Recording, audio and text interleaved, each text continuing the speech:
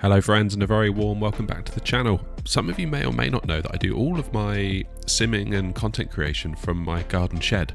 So I figured it'd be quite cool to kind of go through how I converted this rickety old shed into a usable space, and then we'll walk through all the gear that makes the channel possible. So first things first, we need to really roll back the clock to about the beginning of 2021.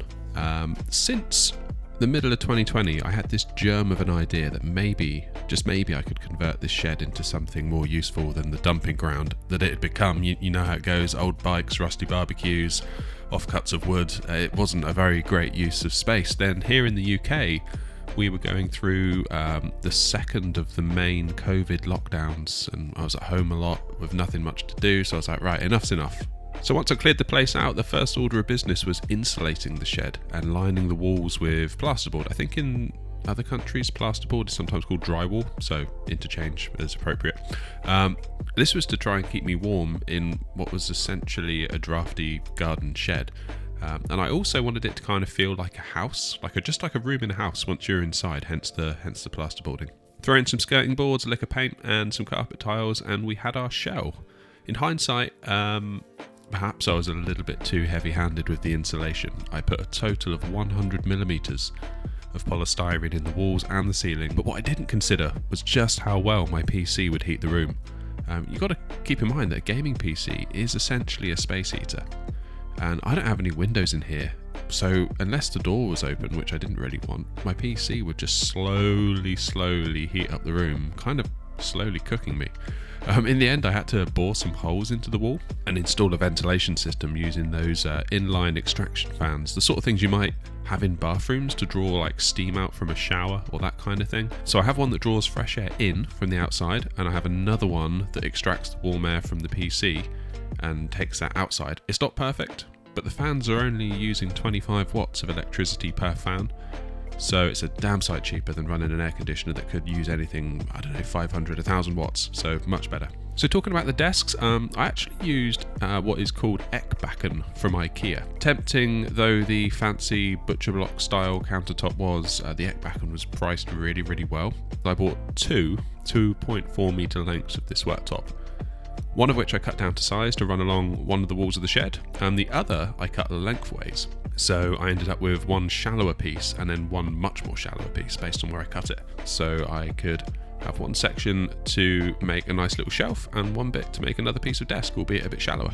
I purposefully kept the desk a few centimetres off the wall all the way around, so cables can kind of pop up from underneath wherever they're needed, and it also gives me a channel to run a rope light around the entire run of the desk. And believe it or not, this is my main source of light in the shed. I've also got monitors in here as well, so they provide a source of light as well, and I generally find that's enough. Alright, the heart of the shed is undoubtedly my PC. So for the CPU, I went with the AMD Ryzen 5 5600X, and I paired it with an NVIDIA 3070. I'm running 32GB of RAM and got various SSDs inside of it. And all of this lives inside an NZXT H510 case. And for the power supply, I've got a Seasonic S12 3 650 watt power supply. If I were doing it again, I would probably get a different case. Now, while I really like the clean look of this case, airflow is quite restricted, in no small part because the front panel is solid.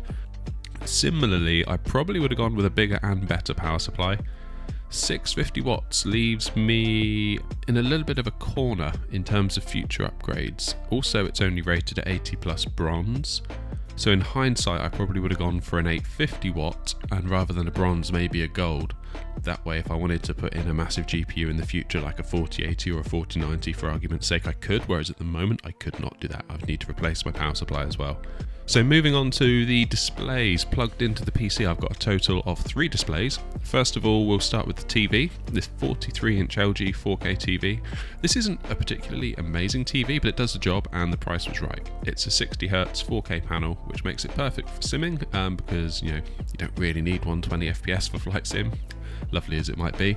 Those of you who watch my graphics setting video might remember that I run at 30 FPS anyway, so having a high refresh rate monitor wasn't exactly a priority for this. Moving around to the left, we've got a Hewlett-Packard LP2475W. Great name. Now this was the bee's knees when it came out. It's old hat now, of course, so I kind of run it vertically to to run OBS, my streaming software, and it's also where I keep an eye on chat throughout the stream. So kind of when I'm live, I'm looking over to this one quite a lot, seeing all of your lovely messages come through. Also, on the subject of being live, feel free to hit subscribe, ring the bell so you don't miss any future live streams or videos. Keeping on, moving around to the left, we have the Dell S2721DGFA. Whose job is it to name these monitors? Seriously.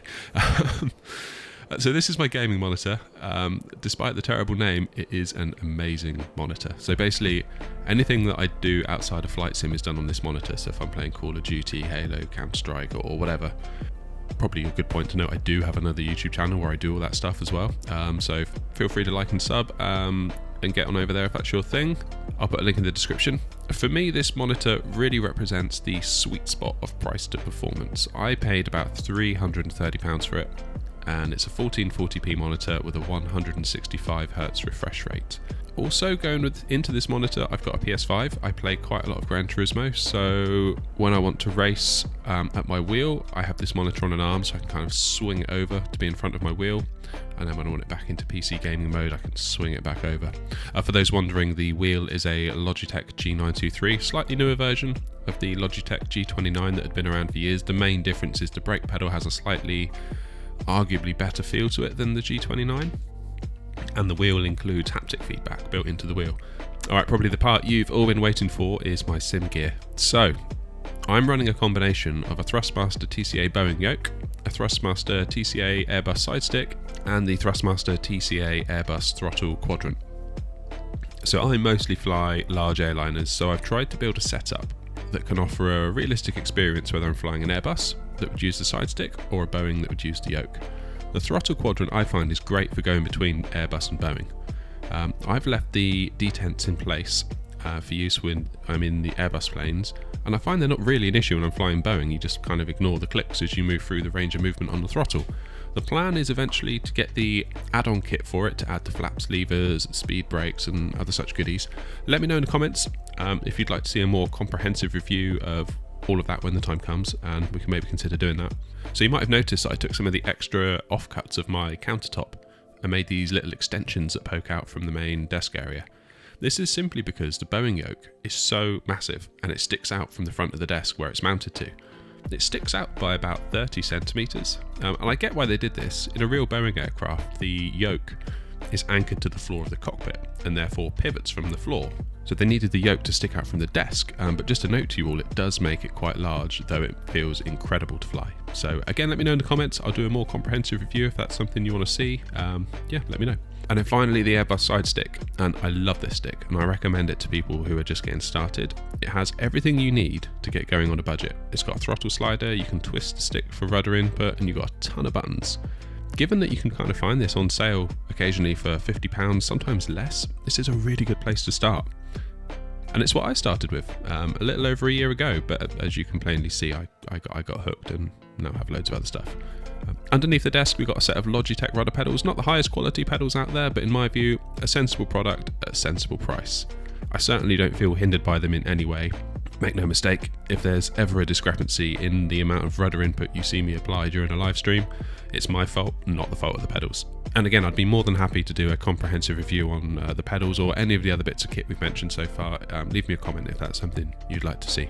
Okay, so now for the accessories. Running my audio, I have the Go XLR Mini. So this allows me to control my game volume, my mic levels, and the background music using these faders. This is an absolute lifesaver when I'm live streaming.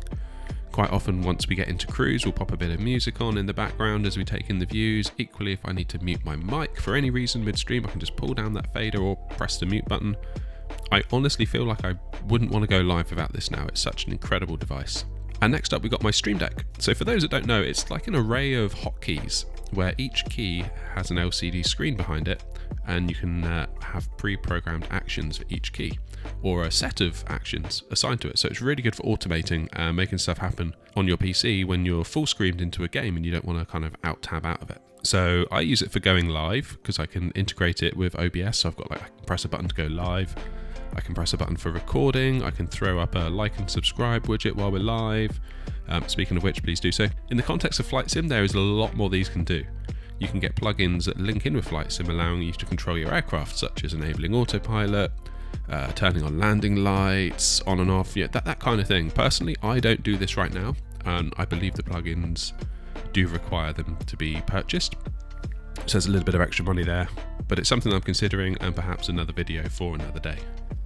So there we have it, my little 2x2 meters of flight simming paradise. It's been great fun to build, great fun to fly in, and honestly, it feels like it's never really finished. There's always something more to do. I think it's fair to say that it's constantly evolving rather than finished. I hope you've enjoyed looking around. If you have, please hit the like button. It really helps the channel so much. If you're new around here, be sure to hit that subscribe button, click on the bell icon, that way you'll get notified of any new videos, including our live streams, where we get to hang out and go flying for a few hours. Thanks very much indeed for watching, and I'll see you in the next one.